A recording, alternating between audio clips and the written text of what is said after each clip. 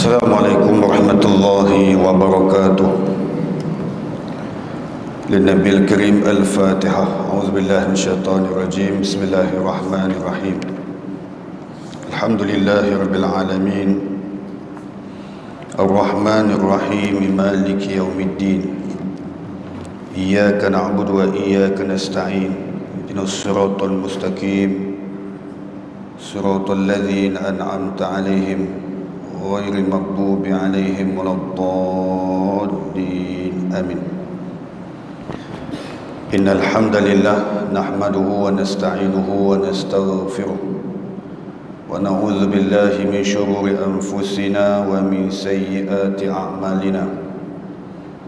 من يهد الله فهو المهتد ومن يضلل فلن تجد له وليا مرشدا. أشهد أن لا إله إلا الله وأشهد أن محمدا عبده ورسوله. اللهم صل وسلم على سيدنا حبيبنا المصطفى محمد صلى الله عليه وسلم. أرسل رسوله بالهدى ودين الحق ليظهره على الدين كله وكفى بالله شهيدا. وبعد، قال الله تعالى في القرآن العزيز بعد أعوذ بالله من الشيطان الرجيم: لقد من الله على المؤمنين إذ بعث فيهم رسولا منهم يتلو عليهم آياته ويزكيهم ويعلمهم الكتاب والحكمة وإن كانوا من قبل لفي ضلال مبين. صدق الله العظيم. Semati Tuan Imam, Tuan Bilal dan saf-saf kepimpinan dan pentadbiran Masjid Al-Falah. Tak lupa juga yang berbahagia datuk-datuk, datin-datin, tuan-tuan dan perempuan muslimin dan muslimat yang dikasihi Allah sekalian. Alhamdulillah, syukurillah, syukur banyak-banyak kepada Allah Subhanahu wa taala di atas ruang dan peluang yang Allah berikan pada kita pada malam ni. Kita dapat bertemu dalam solat kuliah maghrib. Mudah-mudahan pertemuan pada malam ini mendatangkan rahmat dan kasih sayang Allah. Bersurainya nanti mendatangkan keampunannya, kasih sayangnya dan redha-Nya yang berterusan kepada kita sekalian di dunia hingga ke syurganya nanti, insya-Allah. Apa khabar semua tuan-tuan, sihat? Mudah-mudahan semuanya di dalam jagaan Allah SWT. Firman Allah SWT yang saya bacakan tadi daripada surah Ali Imran ayat 164. Kata Allah Subhanahu wa taala, sesungguhnya menjadi satu anugerah kepada orang-orang yang beriman ketika mana kami datangkan baginda Nabi sallallahu alaihi wasallam. Anugerah Rasulullah ni buat orang yang percaya kepada dia. Anugerah Nabi Muhammad ni juga buat manusia yang reti beriman kepada Allah SWT. Maka dia akan menjadi anugerah kepada orang yang beriman. Sehingga Allah SWT menyebut tentang kedatangan Nabi SAW itu, yang kerja Nabi bila dia datang ke dunia ni, kerja dia yaslu alaihim ayatih, membacakan ayat-ayat suci Allah SWT, Al-Quran. Wa yu'allimuhumul kitab wal hikmah, dan dia mengajar manusia dalam keadaan penuh hikmah akan kitab-kitab Allah dan kata-kata dia. Bahkan wa yuzakihim, membersih jiwa manusia daripada segala zulumat ke arah mencapai manusia sebagai orang yang diberi hidayah daripada Allah SWT. Inilah kerja baginda Nabi SAW yang Allah sebut wa in kanu min qablu la fi dhalalin mubin. Sebelum ni manusia jadi orang-orang yang dalam keadaan sesat yang nyata sebelum datangnya Rasulullah SAW.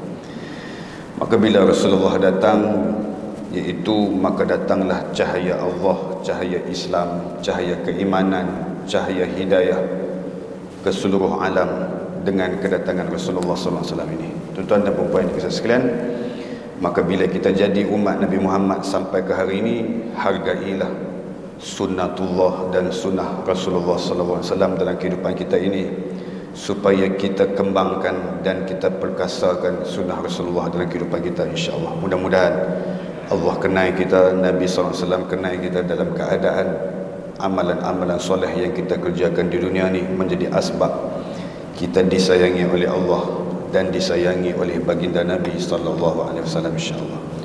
Jadi tuan-tuan dan puan-puan, muslimin dan muslimat ini kasih sekalian, insya-Allah pada malam ni kita sambung pengajian kitab kita, iaitu kitab Muhimmah karangan Syekh Daud Al-Fatani. Pada malam ni insya-Allah kita masuk pengajaran yang ke-6 di dalam kitab ni. Bismillahirrahmanirrahim. Qala al-musannif, berkata pengarang kitab Syekh Daud Al-Fatani, katanya, berkata Allah Subhanahu wa taala, hai anak Adam, tiada aku jadikan akan kamu supaya banyak aku dengan kamu daripada sedikit, dan tiada aku jadikan akan kamu supaya bertaulan aku dengan kamu daripada seperaku dan layarku, dan tiada supaya minta tolong aku dengan kamu atas pekerjaan yang lemah aku daripadanya, dan tiada kerana mengambil manfaat aku daripadamu, dan tiada kerana menolak mudarat dengan kamu, dan tetapi aku jadikan akan kamu supaya jadi kamu mengenal akan aku. Di dalam petikan ni kata-kata daripada Allah Subhanahu wa taala kepada kita sekalian, bila Allah jadikan kita, tidak lain dan tidak bukan Allah nak tengok kita ni boleh tak bertaqarrub dengan Allah. Di dunia ni Allah nak tengok segala nikmat yang Allah berikan, dia nak tengok kita bersyukur ataupun kita kufur antaranya. Di dunia ni bila Allah jadikan kita hidup di dunia, dia nak tengok kita jadi manusia yang reti menjadi hamba ataupun reti nak jadi orang yang bukan hamba kepada Allah SWT. Maka segenap apa yang Allah biarkan kita yang berlaku di dunia ni, dia biarkan kita. Kita nak buat apa di dunia ni ikut suka kita. Sehingga ada satu hadis Nabi SAW kata, iza lam tastahyi fasna' ma syi'ta. Apabila kamu tak reti malu nak hidup di dunia ni, fasna' ma syi'ta, buatlah apa yang kamu suka. Kita boleh buat apa yang kita suka tanpa menghiraukan Al-Quran. Kita boleh buat apa yang kita suka tanpa menghiraukan halal haram. Tetapi semuanya itu akan ditanya atas apa yang kita kerjakan di dunia, sama ada kita buat itu betul-betul atas kehendak kita ataupun sebaliknya, iaitu kehendak hawa nafsu yang kita turuti. Maka bimbang kita di hadapan Allah, kita tidak ada alasan melainkan kita disiksa atas maksiat yang kita kerjakan di dunia ini. Sebab itu tuan-tuan kena hidup di dunia ini berhati-hati. Saya nasihat diri saya dan tuan-tuan dan perempuan sekalian, berhati-hatilah kita hidup di dunia ini. Jangan sampai kita termasuk di kalangan orang-orang yang dihinakan oleh Allah SWT kepada diri kita sekalian. Kemudian disebut, dan tetapi aku jadikan akan kamu supaya jadi kamu mengenal akan aku, dan kamu menyembah akan aku, dan kamu perbuat segala suruhku, dan kamu tinggal akan tegahku. Ini yang disuruh oleh Allah kepada kita sekalian. Tujuannya Allah nak kita kenal dia. Bila Allah datangkan sesuatu benda di dunia ni, Allah cipta, Allah tunjuk segala ciptaan dan segala kuasa dia. Dia nak tunjuk kepada kita bahawasanya dia ada. Tuan-tuan ingat tak dulu tuan-tuan, tahun 2000 dulu, tahun 2000 dulu kita dengar macam-macam. Tak tahun 2000 pun tahun 90-an lah tuan-tuan. Kita dengar ni Al-Quran, buka-buka helaian Quran, tak ada ayat Quran dalam Quran tuan-tuan. Tapi selak-selak Al-Quran tak ada, muka surat ada, tetapi kalam-kalam Allah dalam Al-Quran tu tak ada. Kita pergi tunjuk kat KDN kata kami dah cok dah sah dah. Main mana pula tak ada ni tuan-tuan. Maknanya Allah tunjuk kata dia ada. Sewaktu manusia jadi kelam kelabut, sewaktu manusia ditimpa pelbagai musibah, Allah tunjuk kata dia maha berkuasa. Seperti mana yang berlaku di Aceh, tsunami. Tuan-tuan tengok tsunami. Bila berlaku ombak besar, bila berlaku tsunami, tiba-tiba masjid tersegam indah, tidak ada cacat celah pada dia. Bahkan indah, tersegam, kuat dia, walaupun ombak yang kuat memukul dia tuan-tuan. Tetapi Allah tunjuk bahawasanya rumah dia ada. Sebab apa Allah tunjuk kita di bumi ni macam ni? Dia tunjuk supaya manusia kenal kata Allah ni powerful di dunia ni. supaya manusia tahu kata dia hidup di dunia ni, Allah lah segala-galanya yang boleh buat sesuatu apa ikut suka dia. Sebab itu memang perbuatan dia yang disebut dalam Al-Quran. Allah kata fa'alul lima yurid, dan dia boleh lakukan apa saja yang dikehendakinya, dia boleh buat. Kita ni tuan-tuan, Allah boleh bagi apa nak jadi kat kita, dia boleh jadi. Tengok kita hidup di dunia ni tuan-tuan, dia boleh buat apa saja kat kita. Kita minta apa, semua dia boleh bagi. Tetapi yang dia nak tahu kita ni macam mana tuan-tuan, dia nak kita sembah dia. Maknanya dia nak kita jadi hamba kepada dia. Di dunia ni bukan untuk kita nak bongkak diri, di dunia ni bukan untuk kita nak sombong diri. Sebaliknya, di dunia ni untuk kita mempersembahkan kehambaan kepada Allah Subhanahu Wa Taala, bahwasanya kita ni memang benar-benar hamba kepada dia. Dia nak kita jadi hamba kepada dia. Bahkan dia sebut, dan kamu perbuat segala suruhku, aku nak kamu buat apa yang ku suruh buat. Jangan dakwa-dakwi kata ini boleh buat ke, ini tak boleh buat ke, sedangkan benda dah qat'i, memang benar dah di dalam agama, suruh buat. Tidak ada pertikaian. Contohnya apa tuan-tuan? Semayang, tak ada pertikaian. Allah suruh keluar zakat, tak ada pertikaian. Allah suruh kita puasa bulan Ramadan, tidak ada pertikaian. Allah SWT suruh kita makan benda yang halal, tidak ada pertikaian. Tiba-tiba kita pergi cari yang selain daripada halal, kita pergi cari benda-benda yang haram. Ini ditegah oleh Allah Subhanahu Wa Taala. Dia nak kita jadi manusia yang tunduk kepada dia. Saya ingat satu hadis kudusi tuan-tuan. Hadis kudusi ni saya rasa saya bisa baca lah, cuma tuan-tuan tak perasan hadis ni. Hadis kudusi ni kata Allah Subhanahu Wa Taala dalam konteks yang lain. Yang pertama Allah sebut manistaslama biqada'i. Allah kata sesiapa yang jadi orang Islam kemudian dia tunduk perintahku, wa yasbir ala bala'i, kemudian dia reti sabar dengan ujian aku, wa yashkur ala ni'mati, kemudian dia reti syukur dan terima kasih kepada aku. Kata Allah, katabtuhu sadiqa yuhsyaru yawmal qiyamah ma'a siddiqin wa syuhada'i wa salihin. Allah kata apa? Sesiapa yang jadi orang Islam, dia reti tunduk atas perintah Allah. Allah suruh apa, dia tunduk. Kemudian bila Allah bawa mai satu ujian kepada musibah, dia reti sabar dengan ujian Allah. Kemudian bila Allah uji dia, Allah bagi nikmat kepada dia, dia reti syukur dan terima kasih kepada Allah. Allah kata, katabtuhu sadiqa, aku akan catat nama dia di kalangan orang-orang yang benar di jalan Allah Subhanahu Wa Taala. Dia nak yang tu tuan-tuan. Dia nak kita reti ucap terima kasih kepada dia, dia nak kita puji dia, dia nak kita besarkan dia, dia nak kita sembah dia, dia nak kita jadi manusia yang reti tunduk kepada dia, dia nak kita jadi manusia yang faham tentang keadaan dia nak kita macam tu.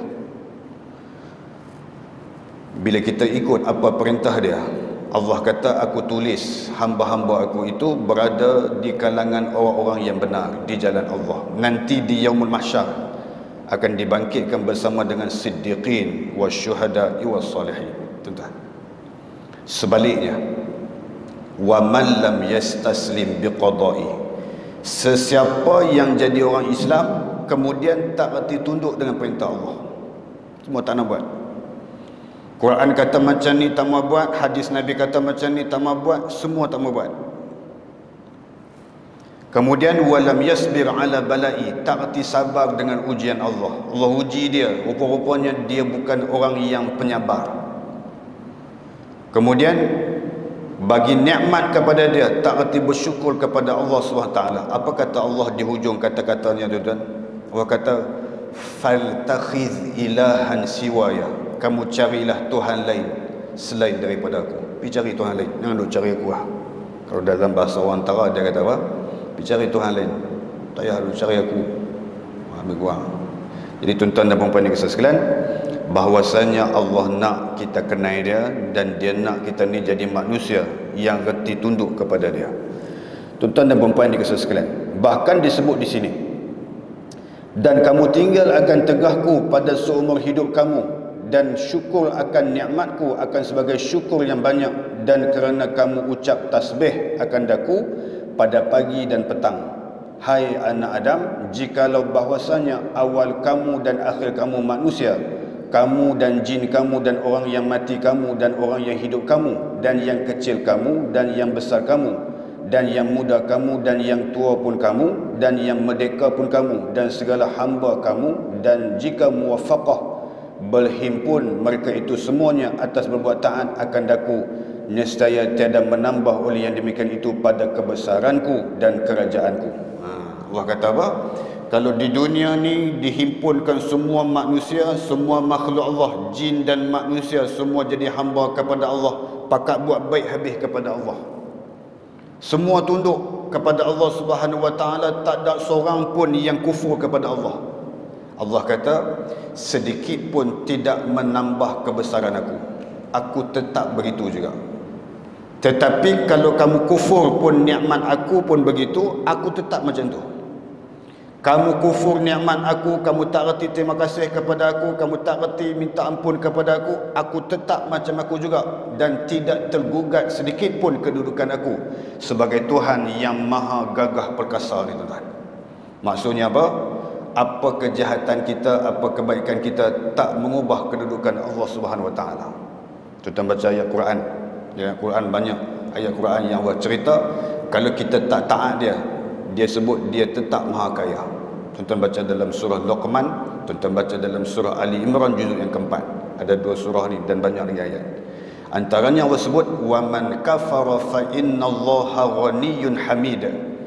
Allah kata sesiapa yang kufur akan nikmat aku, sesungguhnya, tuan-tuan tengok ni Allah tarik perkataan fa innallaha ghaniyyun hamid, bahwasanya aku Tuhan yang maha kaya lagi maha terpuji, walaupun kamu kufur dengan nikmat aku.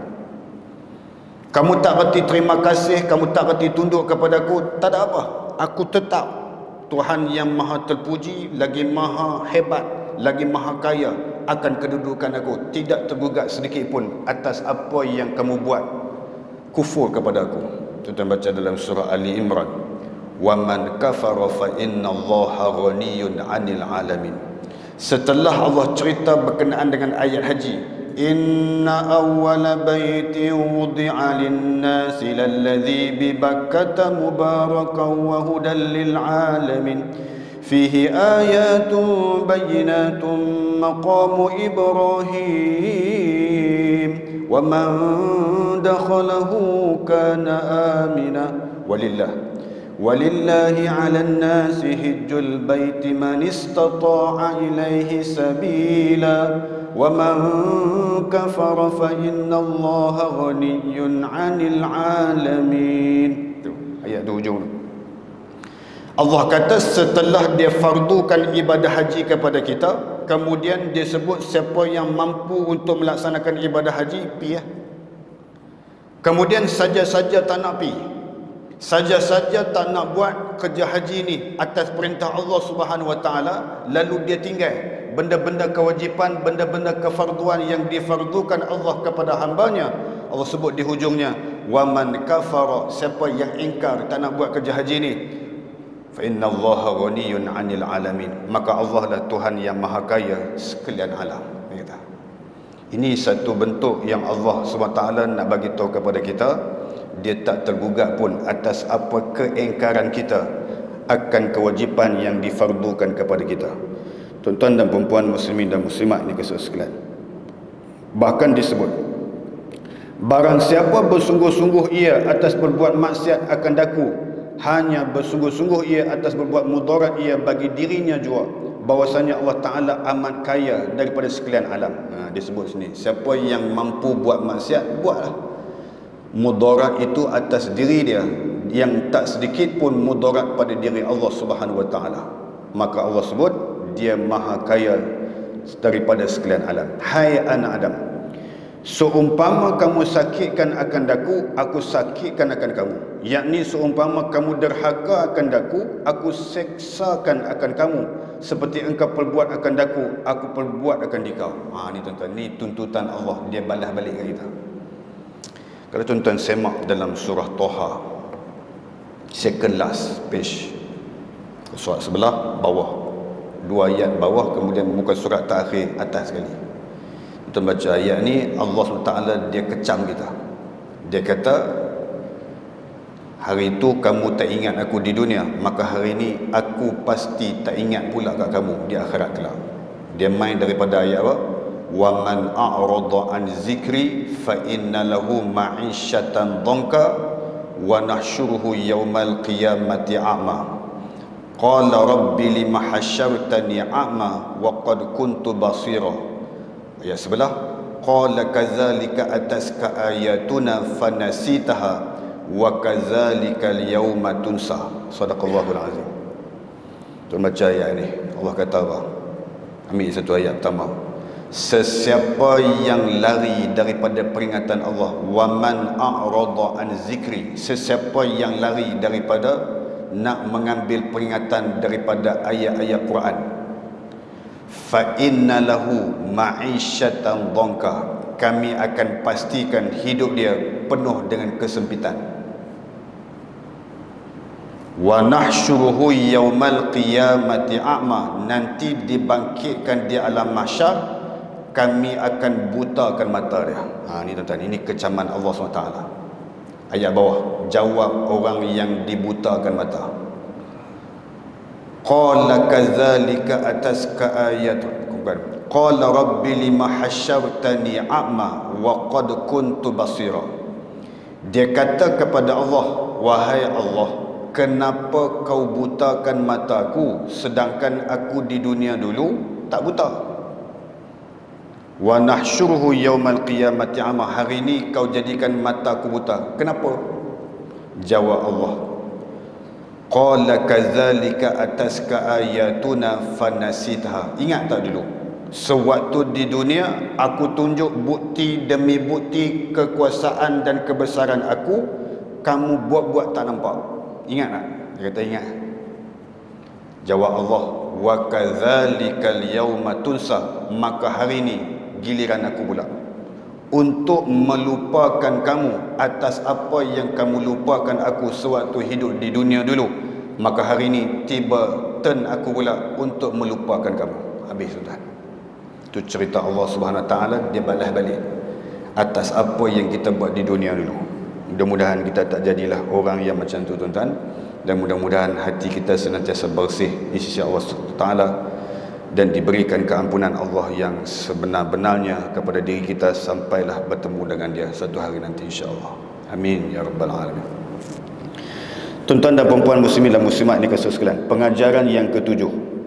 Berkata Allah Subhanahu Wa Taala, hai hambaku, bermula dinar dan dirham, bahwasanya aku jadikan keduanya bagi kamu supaya kamu makan dengan keduanya akan rezekiku, dan kamu pakaikan dengan keduanya segala kainku, dan supaya kamu ucap tasbih akan daku, dan kamu ucap takdis akan daku. Takdis ni apa? Membersihkan Allah daripada kesyirikan kepada dia. Maksudnya bila Allah berikan dinar dan dirham, dinar dirham ni mata wang mana? Belah-belah Arab. Dirham Dubai, dan kalau dinar ni Kuwait, dan kalau Malaysia ringgitan, dan ringgit. Kalau dalam bahasa dia tak sebut ringgit, dia sebut ringgitan, dan jadi disebut di sini, maka dengan keadaan itu bila Allah berikan duit kekayaan kepada kita, maka diguna pakai untuk makan dan minum, serta kamu pakaikan dengan keduanya segala kainku, dan supaya kamu ucap tasbih akan daku, dan kamu ucap takdis akan daku. Ini yang Allah nak kita. Bila dia bagi rezeki, dia suruh kita jadi manusia puji dia. Duduk saja puji dia. Subhanallah, subhanallah, subhanallah, subhanallahil azim, subhanallahi wa bihamdih. Puji Allah SWT. Dia bangga bila manusia itu puji dia. Dia lebih bangga bila manusia itu menjadikan dirinya sebagai hamba yang bangun di tengah malam. Lagi dia bangga. Tuan-tuan tengok, banyak hadis-hadis Nabi cerita bangganya Allah dengan hamba-hamba ni, termasuk di saat ketika mana kita bangun malam. Allah bangga tu, tuan-tuan. Allah kata, tengok wahai malaikat, tengok hamba-hamba aku, dia sanggup bersengkang mata bangun malam semata-mata mengabdikan diri mereka kepada aku. aku sayang kepada dia. Nampak tuan-tuan? Duduk dalam majlis ilmu pun sama. Kita duduk ni tuan-tuan, Allah sedang sebut di sisi para malaikatnya, cuba tengok hamba-hambaku yang berada dalam majlis ilmu, mereka berkumpul dan menyebut tentang kebesaran aku bangga dengan mereka. Tuan-tuan, bangga. Bila kita buat benda-benda yang disukai Allah, nescaya kita akan disayangi oleh Allah SWT. Maka bila Allah sayang kita, ini satu benda yang boleh menjadikan Allah datangkan redha-Nya kepada kita. Inilah yang kita cari di dunia ni tuan-tuan. Bila kita dah diredai Allah, bila kita dah disayangi Allah, siapa lagi yang lebih baik daripada sayangnya Allah dan redha-Nya Allah daripada manusia dan makhluk yang ada di dunia ni? Sudah pasti dan sudah tentu daripada Allah. Itulah yang menjadi asbab yang paling kita tunggu-tunggukan di dalam kehidupan kita. Tuan-tuan dan puan-puan yang sekalian, sebaliknya, kemudian kamu ambilkan akan kitabku, maka kamu jadikan akan dia ke belakang kamu. Ini manusia yang tidak baik. Bila Allah bagi rezeki kekayaan kepada dia, Allah suruh dia puji dia, Allah suruh kita jadi manusia yang takdis akan dia, tiba-tiba kamu ambil kitab Quran, kamu letak belakang kamu. Kamu tak mengindahkan langsung atas apa yang Allah suruh kepada kamu. Apa jadi ini tuan-tuan? Disebut dalam ni. Maka disebut di sini, dia kata,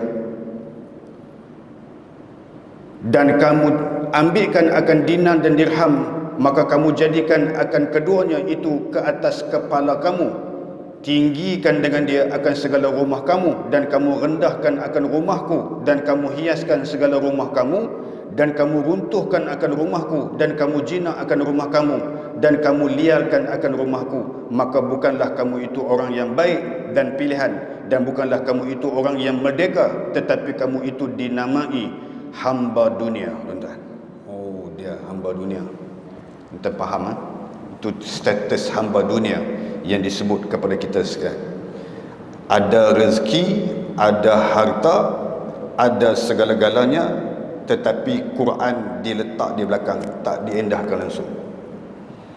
Dalam masa yang sama, dinar dan dirham itu dijunjungnya di atas kepalanya.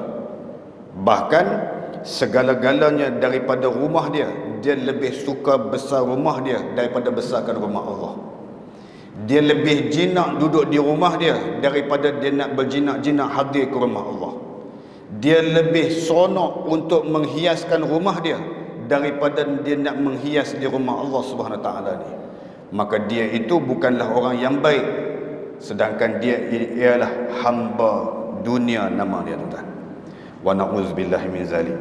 Tuan-tuan dan puan-puan yang sekalian, petikan ni kita kena ambil iktibar, sebab dia satu kalam motivasi kepada kita sekalian, supaya kita jangan jadi manusia yang disebut sebagai hamba dunia ni. Saya pesan diri saya dan tuan-tuan dan puan-puan sekalian, jadilah hamba kepada Allah SWT, jangan jadi hamba kepada dunia. Nanti kita tak terlepas dengan akan disoal akan segala-galanya yang kita ada di dunia ni. Sebab itu jangan kita libatkan diri kita sebagai hamba dunia di dunia ni, tuan-tuan. Tuan-tuan dan puan-puan yang saya sekalian, maka disebut di sini juga,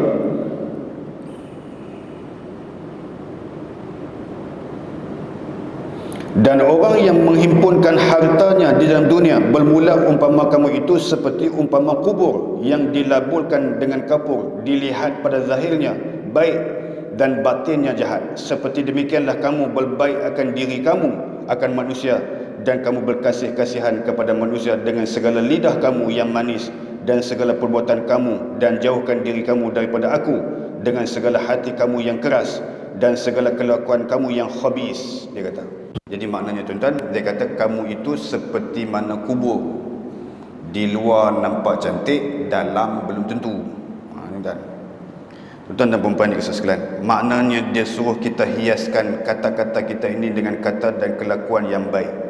Bahkan disebut, jadilah manusia yang menjauhkan diri daripada Allah, daripada keras hati. Maksudnya lembutkan hati kita, ubatilah hati kita supaya senantiasa baik kepada Allah Subhanahu Wa Taala. Bahkan kita jadi manusia yang menghindarkan kelakuan khabis. Khabis ni apa? Buruk, tuan. Tuan-tuan dan puan-puan sekalian, ada seorang sahabat Nabi, saya nak cerita ke tuan-tuan. Nama dia Nuaiman. Nuaiman ni dia bukan tata kelola tuan-tuan, dia tata keloloh. Dia keloloh punya orang. Antaranya dia selalu perkenal Nabi SAW, tapi Nabi sabar dengan kelakuan dia, dan Nabi seronok dan Nabi happy dengan dia. Apa dia buat? Satu hari Nabi sedih sebab kematian isteri dia Siti Khadijah, dan Abi Talib pun meninggal dunia. Nabi sedih. Dia tengok Nabi sedih, dia pun buat satu perancangan. Dia nak bagi hadiah kepada Nabi SAW. Dia pergi jumpa tokai kambing. Waktu tu namanya Zaid bin Sabit. Wahai Zaid bin Sabit, aku nak kambing 2 ekor. Buat apa? Aku nak hadiahkan kepada Nabi SAW. Boleh ambil 2 ekor. Lalu Zaid bin Sabit minta duit ke dia. Duit mana duit? Dia kata, duit jangan minta kat aku, minta kat Nabi SAW. Tu hebat dia, tuan. Tu keloloh punya orang, tuan. Kalau tuan-tuan jumpa orang ni dalam masyarakat, tuan-tuan sepak dia, tuan. Sebab dia buat tata kelola, tuan. Tata keloloh. Lalu Zaid bin Sabit bawa 2 ekor kambing bertemu dengan Nabi SAW. Ya Rasulullah, ada hadiah daripada hamba Allah. Dia bagi 2 ekor kambing kepada kau. Kemudian dia ada pesan kat aku, suruh bagi tahu dekat kau. Apa dia? Dia kata duit dia tak bayar lagi kambing ni. Dia suruh minta dengan kau, wahai Rasulullah. Rasulullah kata, siapa dia tu? Nuaiman. Allahu Akbar. Tak apa, Nabi pun faham panggil dia macam tu, tuan. Satu hari datang rombongan daripada Yaman nak masuk Islam, pergi rumah Nabi SAW. Pergi rumah Nabi. Bila sampai di rumah Nabi SAW, lalu mereka tinggal unta di depan rumah Nabi, masuk dalam rumah Nabi. Waktu unta berada di luar, Nuaiman berada di luar bersama-sama dengan unta dan sahabat-sahabat Nabi. Lalu Umar pergi cakap. Umar kata, kalau sembelih sedap ni unta ni, besar unta ni. Nuaiman tangkap perkataan tu, sembelih sedap, dia kata. Lalu dia tinggalkan perbualan dengan sahabat-sahabat, dia hilang. Dia pergi sembelih unta tu semua, tuan. Orang tu main nak masuk Islam, dengan perbuatan dia tu bimbang, takut jadi lain macam, tuan. Maka dia pun bila lepas sembelih, dia lari sampai tak cukup tanah. Faham tak cukup tanah ni maknanya lari sampai hujung kampung. Lari sampai hujung kampung, dia jumpa satu manusia yang sedang gali telaga, nak buat telaga. Dia kata, wahai sahabat Nabi yang baik, wahai sahabat Nabi yang mulia, tolong bantu aku. Bantu apa? Aku nak menyorok dalam telaga ni, boleh ke? Sebab apa? Sebentar lagi ada orang kaki pukul nak cari aku, kata. Di antara ramai-ramai itu ada seorang yang paling mulia. Dia tak reti marah ke orang, tapi dia nak cari aku juga. Tolong rahsiakan kedudukan aku dalam telaga ni. Boleh? Boleh, dia kata. Lalu datang, keluar Nabi SAW daripada rumah dia. Dia tengok-tengok unta habis mati, kena sembelih. Nabi tanya sahabat, siapa punya kerja ni? Sahabat Nabi kata, Nuaiman. Nuaiman, dia ni memang nak kena. Nabi kata, sebentar lagi kita pergi cari dia. Aku nak ajak dia. Yang itu bahasa saya. Saya kali dalam bahasa utara saya. Aku nak cari dia, aku nak ajak dia. Habis balik orang Yaman ni, Nabi ganti balik unta yang mati ni, tuan-tuan. Seorang 2 ekor. Ganti. Selesai ganti, Nabi kata, jom kita pergi cari dia. Sampailah di tempat perigi yang sedang dibina tu, tuan-tuan. Nabi jumpa dengan sahabat tu. Sahabat tanya, ya wahai sahabat, mana kau dah nampak tak orang nama dia macam ni, Nuaiman, dia panggil macam ni, ada tak lalu kat sini? Kawan ni cover line, tuan. Dia kata, aku tak nampak kawan ni kat mana. Aku pun tak tahu dia ada kat mana, tapi jari dia tunjuk dalam telaga, tuan. Betul ya, dia pegang pada janji, tetapi jari dia tu tunjuk tu. Nabi buka tudung ni, tuan. Nabi buka tudung telaga tu, ada dia dalam tu. Dia kata, Nuaiman, apa hal? Jawab Nuaiman, jangan tanya aku siapa yang sembelih, tanyalah siapa yang suruh aku sembelih. Sahabat Nabi kena, Umar kena, Abu Bakar kena, dia terlepas. Nabi gelak panggil dia. Waktu dia meninggal dunia, cuba tuan-tuan tengok waktu dia meninggal dunia. Dia meninggal dunia ni, tuan-tuan, Nabi urus jenazah dia. Nabi kebumikan dia. Bila Nabi dah kebumikan dia, semua sahabat balik. Nabi tunggu kat situ. Sahabat Nabi tanya, ya Rasulullah, sebab apa tak balik lagi? Aku nak tunggu, nak dengar apa Nuaiman akan cakap dekat malaikat. Aku nak dengar dia cakap apa. Datang malaikat Munkar Nakir. Ya ahlal jannah, man rabbuka? Siapa Tuhan kamu? Malaikat tu gelar kepada dia, ahli syurga dah tuan-tuan. Wahai ahlal jannah, siapa Tuhan kamu? Jawab Nuaiman, Allahu Rabbi, Allah Tuhan aku. Oh, lepas nak lega. Soalan kedua, ya ahlal jannah, wama nabiyuka? Siapa nabi kamu? Jawab Nuaiman, kau tanya aku siapa nabi aku, dia sedang berada di atas perkuburan aku ini. Itulah nabi aku. Nabi gelak dah. Selamat dia tuan-tuan, bahagia dia. Sebab apa dia bahagia? Sebab dia ada nama di sisi Nabi SAW. Dia sudah meletakkan nama dia pada Allah, dan dia pernah letak nama dia pada Nabi SAW. Sahabat Nabi kecam dia sebab dia pernah buat perkara-perkara yang dimurkai Allah. Dia minum arak tuan-tuan. Dia pergi jumpa Nabi, ya Rasulullah, aku mabuk sekarang ni, so macam mana? Nabi kata, jangan minum arak, mabuk dosa besar, Allah murka, haram. Baik, aku tak buat dah. Besok dia main lagi, dia mabuk lagi tuan-tuan. Ya Rasulullah, aku mabuk, sekarang macam mana? Sekarang macam mana? Sekarang macam mana? Hari kedua, hari ketiga, sahabat Nabi pukul dia tuan-tuan. Duk macam mana. Sehingga ada sahabat Nabi laknat dia. Sehingga Nabi dengar, Nabi kata apa? La tal'inuh, jangan laknat dia, sebab dia disayangi Allah dan dia disayangi aku. Aku pun sayang kepada dia, Allah pun sayang kepada dia. Dia juga sayang kepada Allah dan dia juga sayang kepada aku. Jangan laknat dia. Nampak tuan? Maknanya, sejahat mana kita sekalipun tuan-tuan, letaklah nama kita di sisi Allah, biar ada nama kita di sisi Allah dan di sisi baginda Nabi SAW. Daripada apa yang kita sebut tu tuan-tuan, bermaksud carilah apa-apa yang disuruh Allah, taat. Apa-apa yang disuruh oleh baginda Nabi SAW, taat.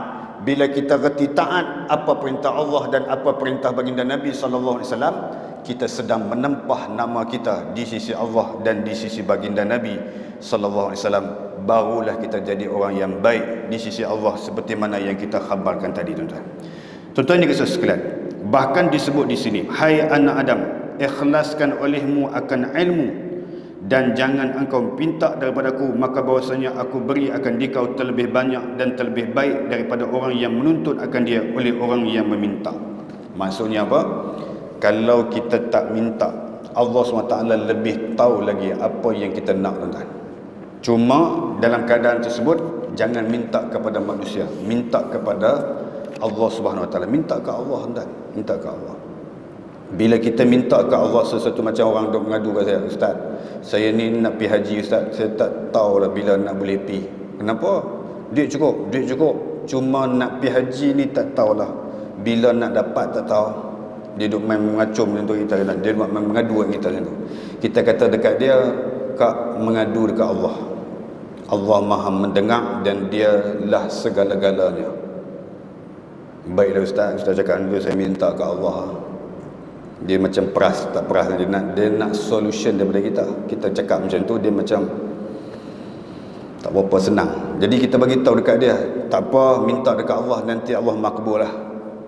Nanti Allah makbul. Kau dah cukup duit, kau dah ada duit, kau dah ada harta, walaupun kau tak ada harta pun, tapi kau minta ke Allah, nanti Allah tahu macam mana nak plan bagi boleh pergi juga. Sebab kerja nak pergi rumah dia ni, dia yang panggil kita. Bila dia panggil kita, situasi apa sekalipun kita akan sampai di sana, walaupun kita miskin, walaupun kita tidak ada harta, tetapi bila Allah panggil, lebih daripada itu kita akan sampai ke sana tuan-tuan. Tuan-tuan dan puan-puan dikasihi sekalian, sebab itu disebut kepada kita dan diterang kepada kita, jadi manusia yang ikhlas di dalam berilmu, dan jangan engkau minta daripada aku, maka bahwasanya aku beri akan dikau terlebih banyak dan terlebih baik daripada orang yang menuntut akan dia oleh orang yang meminta itu tuan-tuan. Jadi maknanya minta kepada Allah dan jangan minta sangat kepada manusia ni tuan-tuan. Jadi begitu yang disebut kepada kita sekalian. Kemudian yang seterusnya, pengajaran yang ke-8 dan yang terakhir. Berkata Allah Subhanahu wa taala, tiada aku jadikan akan kamu itu sia-sia, dan tiada aku jadikan akan kamu itu bertempat, dan tiada aku lalai daripada barang yang kamu perbuat, dan bahwasanya aku bagi kamu itu yang mengetahui, dan tiada bagi kamu peroleh akan barang yang daripada aku, melainkan dengan kamu sabar atas barang yang kamu bencikan pada menuntut keredaanku. Bermula sabar bagi kamu itu atas berbuat taat akan aku itu terlebih mudah bagi kamu daripada sabar atas berbuat maksiat. Ni tuan-tuan.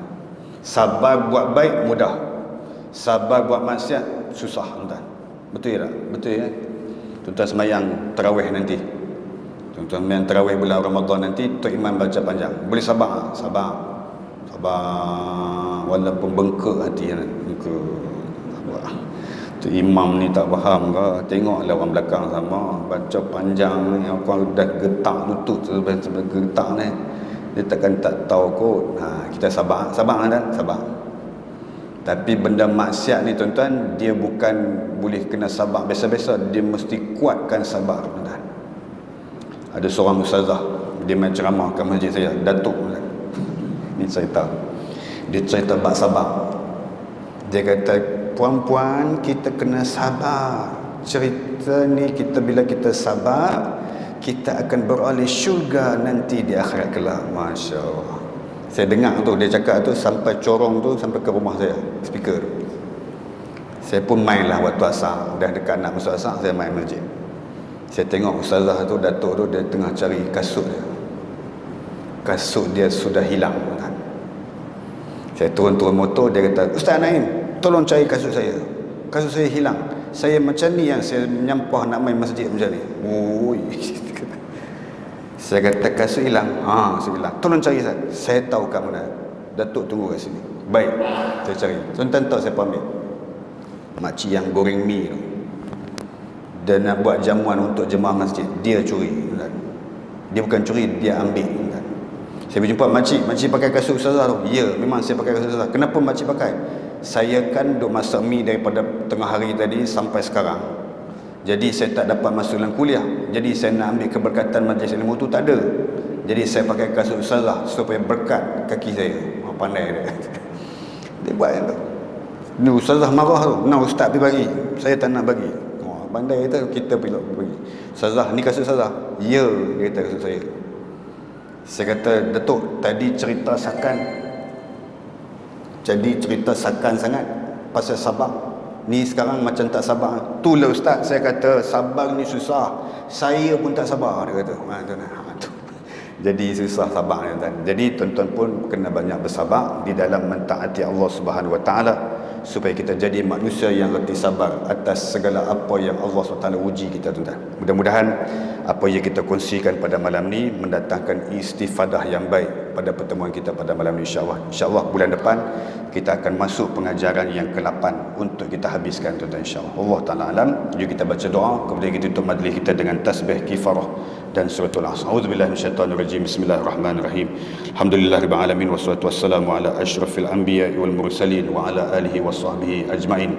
Wahai Allah, ya Tuhan kami, pada malam yang penuh dengan keberkatan ini, apalah kiranya anugerahkan kami kesihatan yang baik, keafiatan yang berterusan, kesembuhan daripada segala penyakit buat diri kami serta seluruh sisi keluarga kami. Bahkan dikurniakan kepada kami keampunan-Mu, keredaan-Mu, kasih sayang-Mu yang tiada bertepian kepada kami sekalian di dunia hingga ke syurga-Mu, wahai Allah. Wahai Allah, ya Tuhan kami, rezekikan kami untuk bertaubat sebelum tibanya ajal kepada kami. Rezekikan kami untuk mendapat husnul khatimah di akhir hayat kami nanti, wahai Allah. Rezekikan kami juga, wahai Allah, agar dibebaskan kami daripada kesengsaraan dan azab di alam kubur dan di alam mahsyar-Mu nanti, wahai Allah. Dan masukkanlah kami ke dalam syurga-Mu tanpa dihisap segala amalan kami, wahai Allah.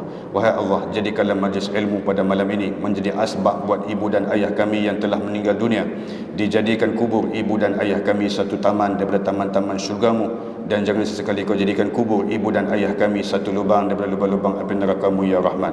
Wahai Allah, jadikanlah anak-anak kami anak-anak yang soleh dan solehah.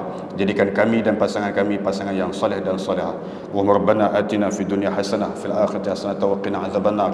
Akhirnya, wahai Allah, jadikanlah seluruh jemaah Masjid Al-Falah ini, wahai Allah, dijadikan hamba-hambamu yang istiqamah mentaatimu hingga ke akhir hayat mereka, wahai Allah. Bahkan kurniakanlah kesihatan, keafiatan, keberkatan pada umur mereka di dunia sampailah ke syurga-Mu, wahai Allah. Rabbana atina fid dunya hasanah fil akhirati hasanah wa qina adzabannar. Sallallahu alaihi sayyidina Muhammad wa ala alihi wa sahbihi wa baraka wasallam. Alhamdulillahi rabbil alamin. Subhanakallahumma bihamdik asyhadu an la ilaha illa anta astaghfiruka wa atubu ilaik. Bismillahirrahmanirrahim. Wal 'asri innal insana lafi khusr illa alladhina amanu wa 'amilus solihat wa tawasaw bil haqqi wa tawasaw bis sabr. Wassalamualaikum warahmatullahi wabarakatuh.